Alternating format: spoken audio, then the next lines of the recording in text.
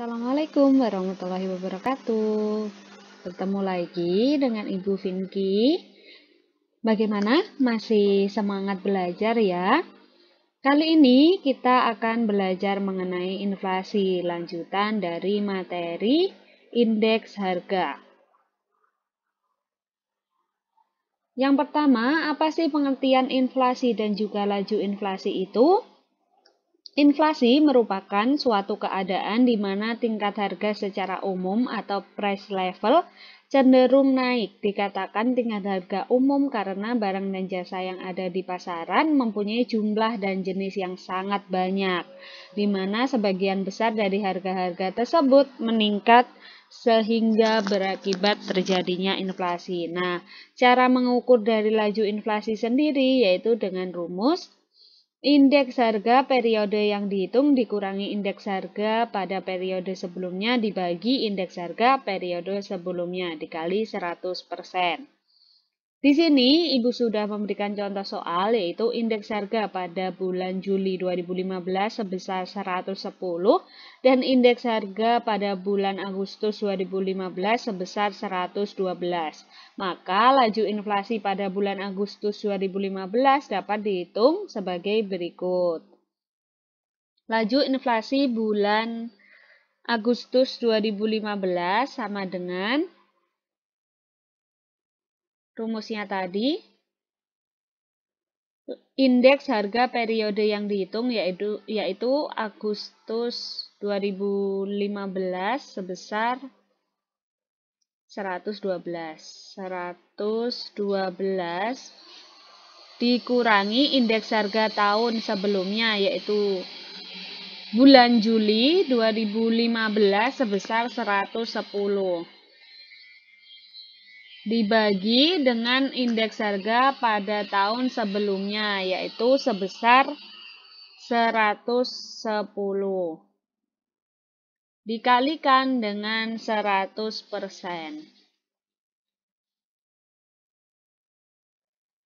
Mendapatkan hasil sebesar 1,82%.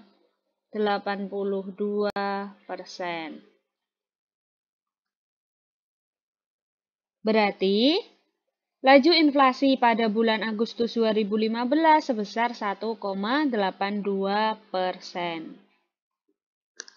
Oke, berikutnya terdapat jenis-jenis inflasi. Penggolongan inflasi dapat ditinjau dari beberapa segi. Di antaranya yang pertama yaitu dilihat dari laju kecepatannya. Inflasi dibagi menjadi 3. Yang pertama yaitu inflasi lunak atau wild inflation. Inflasi ini kecepatannya kurang dari 5% per tahun. Yang kedua yaitu inflasi cepat atau galloping inflation.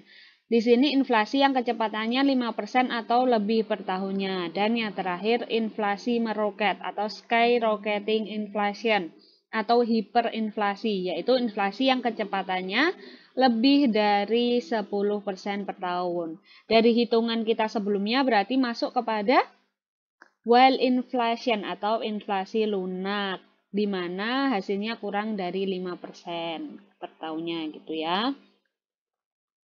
Selanjutnya dilihat dari parah tidaknya inflasi dibagi menjadi 4. Yang pertama inflasi ringan, yaitu inflasi di bawah 10% per tahun. Ini belum mengganggu kegiatan perekonomian ya di suatu negara dan masih dapat dengan mudah untuk dikendalikan oleh pemerintah. Yang kedua, terdapat inflasi sedang, yaitu inflasi antara 10% sampai 30% per tahunnya. Ini dikatakan belum membahayakan, tetapi sudah menurunkan kesejahteraan masyarakat yang berpenghasilan tetap. Yang ketiga, inflasi berat, yaitu inflasi antara 30% sampai 10% per tahun. Ini sudah mengacaukan perekonomian di suatu negara karena orang-orang itu cenderung enggan untuk menabung dan lebih senang menyimpan barang. Yang keempat, yang terakhir yaitu inflasi sangat berat atau hiperinflasi, yaitu inflasi di atas 100% per tahun. Ini sudah mengacaukan kegiatan perekonomian suatu negara dan sulit untuk dikendalikan atau diatasi. Contohnya seperti negara mana sih Bu dan kenapa kok dikatakan mengacaukan kegiatan perekonomian? Ibu kasih contoh. Sekarang ini negara yang hiperinflasi itu terdapat di negara Zimbabwe, di mana harga misal warga itu mau membeli roti, itu mereka harus memberikan uang atau membawa uang sejumlah 1 penuh karung gitu ya, karena nilai uangnya itu sudah sangatlah rendah, sudah sangat mengacaukan perekonomian di negara tersebut. Selanjutnya, yaitu dilihat dari sumbernya, inflasi dibagi menjadi 2, yaitu yang pertama inflasi dari dalam negeri atau domestic inflation dan inflasi dari luar negeri atau imported inflation. Inflasi dalam negeri ini artinya inflasi karena penciptaan uang baru dan adanya kebijakan anggaran defisit. Dan yang kedua, inflasi dari luar negeri atau imported inflation ini artinya inflasi terjadi karena suatu negara mengimpor barang atau jasa dari negara lain yang sedang mengalami inflasi. Lanjut, sebab-sebab timbulnya inflasi itu bagaimana? Inflasi yang terjadi dalam suatu negara akan sangat merugikan masyarakat maupun konsumen. Karena keadaan harga barang dan jasa selalu mengalami kenaikan dari waktu ke waktu. Banyak faktor yang menyebabkan terjadinya inflasi, akan tetapi secara garis besarnya timbulnya inflasi itu disebabkan oleh faktor-faktor yang pertama yaitu kenaikan permintaan melebihi penawaran atau demand pull inflation, di mana inflasi terjadi disebabkan oleh naiknya permintaan total terhadap barang dan jasa. Seperti dicontohkan pada grafik, berdasarkan grafik di samping, diketahui bahwa permintaan suatu barang mengalami kenaikan dari 0Hi ke 0Hi1, sehingga harga barang juga naik dari 0Pi ke 0Pi1, dan kurva permintaan bergeser dari D ke D1. Kan 0 ke Hi ini bergeser ke 0 ke Hi1 yang menimbulkan pergeseran juga pada harga barang yang dari 0 ke Pi naik ke 0 Pi1. Nah, pergeseran inilah dari permintaan D ke D1. Nah, hal ini disebut demand pull inflation. Selanjutnya, terdapat kenaikan biaya produksi atau cost push inflation, di mana inflasi yang terjadi karena meningkatnya biaya produksi sehingga harga barang yang ditawarkan mengalami kenaikan juga. Hal ini dapat digambarkan di kurva berikut, bahwa semula harga barang setinggi OP dan jumlah barang di pasaran sebesar 0 Hi, kemudian karena adanya kenaikan biaya produksi, maka harga barangnya naik menjadi OP1. Dari OP, dia kan naik ke 0P1. Dan jumlah barang yang diminta turun dari 0 Hi ke 0 Hi1. Sehingga kurva penawaran bergeser dari S ke S1. Ini yang disebut dengan cost push inflation. Dari naiknya harga biaya produksi, sedangkan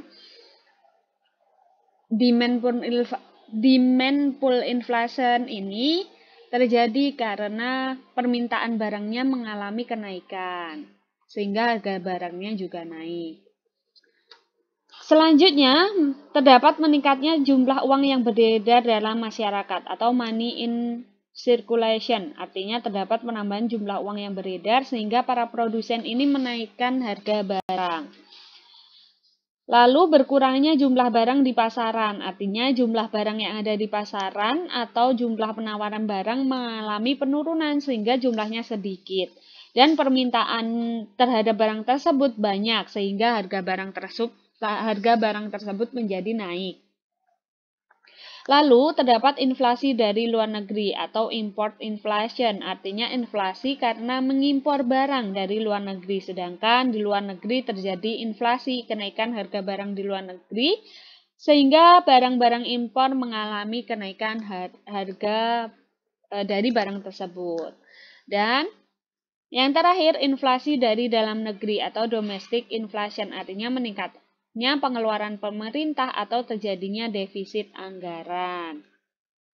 Lalu, dampak dari inflasi itu apa sih, Bu? Yang pertama, yaitu terhambatnya pertumbuhan ekonomi negara karena berkurangnya investasi dan berkurangnya minat menabung dari masyarakatnya. Yang kedua, masyarakat yang berpenghasilan rendah tidak dapat menjangkau harga barang karena harga barang mengalami kenaikan. Lalu jika terdapat kebijakan untuk mengurangi inflasi, maka akan terjadi pengangguran karena pemerintah berusaha untuk menekan harga. Yang keempat, masyarakat akan cenderung untuk menyimpan barang daripada menyimpan uang. Dan yang terakhir, nilai mata uang turun karena adanya kenaikan harga barang. Inflasi ini juga mempengaruhi masyarakat, baik yang berpenghasilan tetap atau tidak tetap. Adapun dampak inflasi ini dari penghasilan masyarakat yaitu yang pertama, nilai harta tetap mengalami kenaikan, harga melebihi kenaikan inflasi. Pendapatan real penduduk berpenghasilan tidak tetap mengalami penurunan atau merosot. Dengan demikian, inflasi akan memperlebar kesenjangan distribusi pendapatan di antara anggota masyarakat. Yang kaya makin kaya dan yang miskin juga akan makin miskin. Inflasi merugikan masyarakat yang berpendapatan tetap karena upah atau gaji yang mereka peroleh itu tidak meningkat, tidak menyesuaikan kenaikan harga di pasaran, sehingga semakin berat dirasakan oleh masyarakat. Lalu, inflasi menyebabkan orang-orang enggan untuk menabung dan mendorong untuk mencari pinjaman dalam rangka menyesuaikan pendapatan mereka. Hal ini akan menghambat perkembangan dunia usaha. Sedangkan pihak yang diuntungkan maupun dirugikan dengan adanya inflasi ini sebagai berikut. Yang pertama, pihak yang untung itu terdapat eksportir atau penjual karena harganya semakin lama semakin naik gitu. Debitur atau pihak yang memiliki utang, spekulan atau berani berspekulasi, dan yang terakhir berpenghasilan tinggi atau besar. Nah, ada yang diuntungkan juga ada yang dirugikan. Yang dirugikan terdapat importir atau pembeli pastinya karena harga semakin naik. Kreditur atau pihak yang memiliki piutang, berpenghasilan tetap dan berpenghasilan rendah atau miskin. Nah, bagaimana cara-cara mengatasi inflasi? Yang pertama, terdapat kebijakan moneter. Untuk mengurangi laju inflasi pada suatu negara, pemerintah dapat mengeluarkan kebijakan moneter. Kebijakan moneter adalah kebijakan pemerintah melalui bank sentral sebagai pemegang otoritas moneter untuk mengendalikan jumlah uang yang beredar dalam rangka mencapai kestabilan ekonomi. Kebijakan moneter dalam rangka untuk mengatasi inflasi adalah dengan mengurangi atau mengendalikan jumlah uang yang beredar dalam masyarakat. Nah, beberapa caranya. Yang pertama, terdapat politik diskonto. Bank sentral dapat menjalankan pengaruhnya atas jumlah uang yang beredar dengan jalan menaikkan atau menurunkan suku bunga. Dengan menaikkan suku bunga, maka dapat mengurangi jumlah uang beredar karena masyarakat lebih memilih untuk menabung uangnya. Karena di bank bunganya itu sedang besar. Sebaliknya, jika suku bunganya turun, dapat menambah jumlah uang yang beredar karena masyarakat mengambil tabungannya di bank yang dimiliki oleh pemerintah. Yang kedua, terdapat politik pasar terbuka. Dengan politik pasar terbuka, bank sentral secara aktif akan membeli atau menjual surat berharga dengan tingkat suku bunga tertentu. Jika bank sentral memberi surat berharga, maka akan memberi pengaruh untuk menambah jumlah peredaran uang. Sebaliknya, jika bank sentral menjualnya, maka uang banyak yang ditarik dari peredaran. Jadi, jika bank sentral membeli surat berharga, maka uang beredar itu semakin banyak. Dan jika pemerintah menjual, maka uang yang beredar semakin sedikit. karena dibeli oleh bank tersebut. Yang ketiga, terdapat politik cadangan kas, di mana bank sentral dapat menentukan jumlah cadangan kas minimum yang harus ada di bank-bank umum, dengan tujuan agar kredit yang diberikan kepada masyarakat dapat dikendalikan, sehingga dapat mengurangi jumlah uang beredar. Selanjutnya, yaitu kebijakan kredit selektif. Kebijakan ini dapat diambil oleh bank sentral pada saat ekonomi sedang mengalami gejala inflasi. Kebijakan ini dilakukan dengan memperketat syarat-syarat pemberian kredit kepada masyarakat yang sering disebut dengan syarat 5C, yaitu karakter, capacity, collateral, capital, dan condition. Dan yang terakhir yaitu nomor 5, kebijakan dorongan moral atau moral suasion. Bank sentral dapat mempengaruhi jumlah uang beredar dengan berbagai pengumuman, pidato, dan edaran yang ditujukan kepada bank umum dan pelaku moneter lainnya.